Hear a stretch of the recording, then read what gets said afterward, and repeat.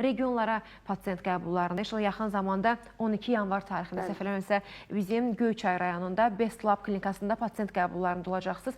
Pasiyent qəbulları regionlardakı qəbullar zamanı nə ilə qarşılaşırsınız? Daha çox dizlərlə bağlı müraciətlər olur, yoxsa kosmetoloji prosedurlarla bağlı, saç tökülməsinə mi bağlı müraciət edirlər? Hər biri ilə bağlı müraciət çoxdur. Biz kök hüceyrə prosedurunu yalnız Bakıda yerinə yetiririk. Çünki hüceyrənin saxlama şəraiti çox məhdud olduğuna görə müddəti, yəni 4-5 saat ərzində köçürəcəyimizə görə, bəli, canlı hüceyrəni ancaq Bakıda edirik. Amma regionlarda müraciət edib, yazılıb, yəni sonra gəlib bu da əməliyyatxanada köçürdüyümüz xəstələr çoxdur. Və ən əsası, məsələn, mən yalnız 3 ildir ki, Göyçaya gedirəm.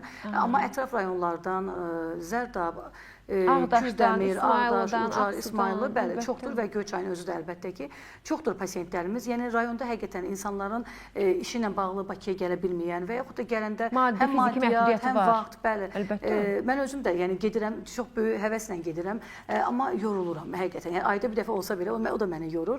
Ona görə də yəni, insanlar da başa düşmək olur ki, gəlmək, bu qədər əziyyət çəkmək. Orada da özəl klinikada fəaliyyət göstəririk, yəni tam laborator diaqnozumuz, müalicəmiz, hər bir şeyimiz vardır. Ehtiyac olan müayinələrdən xəstələri keçiririk və ona görə ən çox kök hüceyrəni Bakıda tətbiq etdiyimizə görə orada terapevtik, kosmetoloji, saç tökülməsi yönündə xəstələrimiz çox saydadır və bu adama xoşdur ki, rayonda olsa, hətta kəndlərdən belə müraciət edən pasiyentlər vardır ki, yəni görürsən ki, bütün xanımlarımız baxımlı olmaq istəyir. Həmçinin bəzən də çox gözəldir, bəli. Bu bəzən isə ləkə ilə, gənə ilə, akne ilə, yəni çoxdur. Qızdanaqlarla. Bəli, bəli. Müraciət edən bu tipdə pasiyentlər də çoxdur ki, onlar yəni belə deyək ki, heç gözəlləşmək bir yana dərilərinin sağlamlığını qorumaq istəyirlər və Bakıya gəlmək ayda bir dəfə, həftə bir dəfə olsun o pasiyentlər üçün çox çətinlik yaradır. Ona görə də mən çox sevə-sevə gedirəm ki, insanlara yəni nə qədər müəyyən qədər də olsa köməyimiz çatır və özüm də öz vətənim olduğu üçün çox həvəslə də orada çalışıram. İnşallah gücüm yetdiyi qədər də davam etdirmək istəyirəm.